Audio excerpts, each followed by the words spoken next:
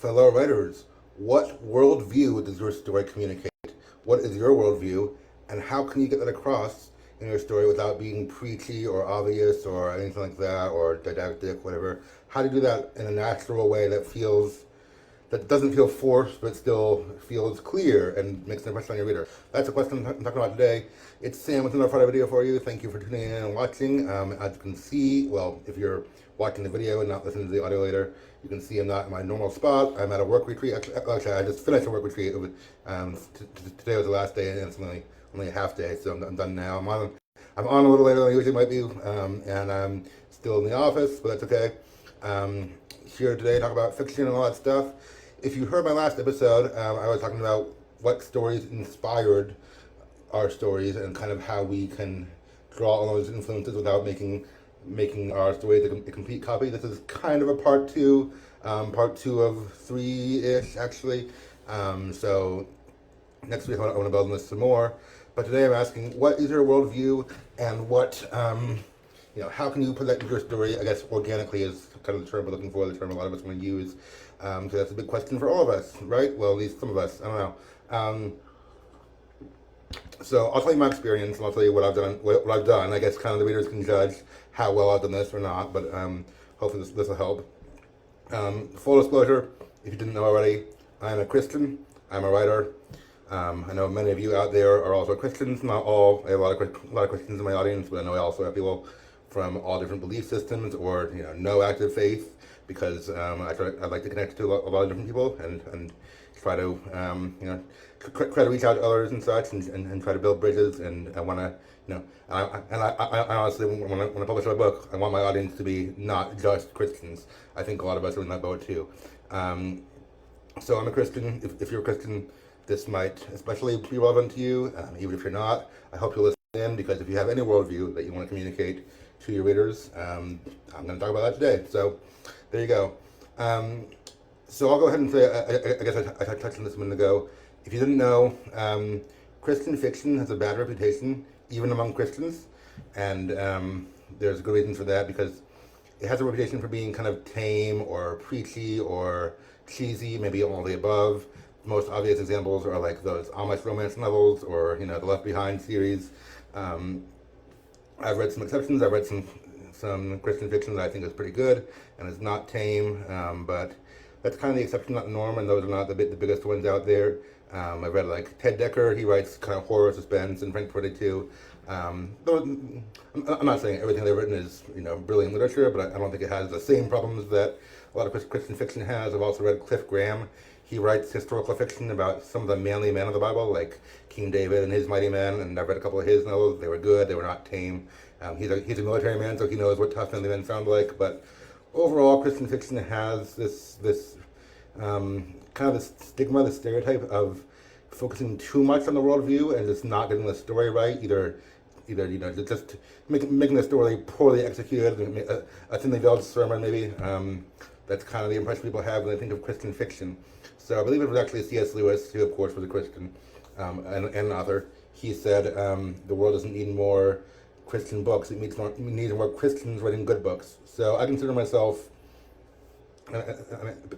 People say things like this in Christian circles, and it sounds a little weird, or I don't know. It sounds like you're trying to be edgy or like original or something. And I don't know. Might have a stigma, but I consider myself not a Christian author, but an author who is a Christian. By which I mean I am a Christian who is writing a book. My book is not overtly a Christian book. Now, I think anything I write, if I write it from a place of honesty, if I write it from a place of my experience in life, my worldview will naturally come through. So yes, you can find Christian themes, Christian undertones and such in my book. But I didn't set it out to be a Christian book, and I think honestly most Christian bookstores wouldn't take it. There's some violence, some dark parts of it. There's some language. Sorry, I rarely cuss in real life, but in my book, I wanted to portray characters realistically, so it's there. Anyway, so I'm a Christian. My book is not overtly Christian. And we do know, we all know of some, I think at least a few authors who are Christians, or who word about Christians, who have had success in writing both in both in Christian circles and beyond. C.S. Lewis is one, and yes, obviously his fantasy stories are well known, but still he's known as writing a thinly veiled Christian allegory that's kind of for kids. So obviously Tolkien is another one. Tolkien and Lewis were both about Christians. Robert Jordan, Wheel of Time, I didn't know this at first until recently, but if you look him up, he was a devout Christian. I forget what denomination, but Robert Jordan, who wrote the Wheel of Time series, was a Christian. And also, if I'm not mistaken, Veronica Roth, Divergent, which the Divergent series. I know those are like tween books, and not everyone's saying some people didn't like them that much, but they've gotten a few movies out of those books. They've had success. So Veronica Roth, I believe, is a Christian. Anyway, what I'm saying is, you can be a Christian and be an author and have success both in Christian and secular markets, because people have done that, and so I want to do that too. I'm not sure if I'm going to be as big as all those people, but that's my goal. That's some of your goals too. Okay, so I gotta tell you what I did, and it's good for you to be able to articulate how you're bringing worldview into your writing, because your publisher might ask you about that. I submitted to a publisher recently who is a Christian organization publishing fiction written by Christians. Again, I think they're looking not for almost romance novels, but they're looking for good fiction written by Christians that may or may not be explicitly Christian. But when I submitted my book to them, they asked, "What's the evangelical content of your novel? Can you summarize that for us?" So I had to tell them about that. So here's what I'll give you a quick summary of what I told them, because I'm running out of time here. But here's how I brought my worldview into my writing. I mentioned this last week. That's why I wanted to kind of do last week's video first, about how my novel was loosely inspired by Watchmen by Alan Moore and Dave Gibbons, one of the best-known graphic novels out there, critically acclaimed and all that stuff. By which I mean I have flawed characters and I have an ensemble cast, and my characters are flawed and broken. The world is dark, but in Watchmen, the world is dark and bleak and hopeless, and that's just it. The worldview is hopeless. That's not my worldview. Hopelessness is not my worldview, so I wanted to make my story hopeful, and so I bring in hope and healing and redemption, because as a Christian, I believe in those things. And so I was like, okay, so I have these broken characters. I have these characters who are struggling with their own sins, or their own doubts, or their own, whatever, their inner demons. And I want to show that life is, and I have, 4 or 5 main characters, and they're all struggling with different things in different ways. But I want to show that there's hope. How do I do that? And here's my answer. I wrote in another character who would be kind of the voice of my worldview, or the voice of maybe hope and healing.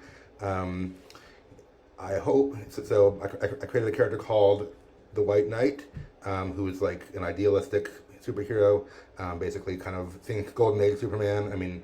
Not in a cheesy way, hopefully, but just in a way of he's the hopeful one. He's the one who is the perfect ideal, and he's not he's not Jesus. He's still a mortal man, but he's supposed to be kind of the standard that I'm looking for a hero.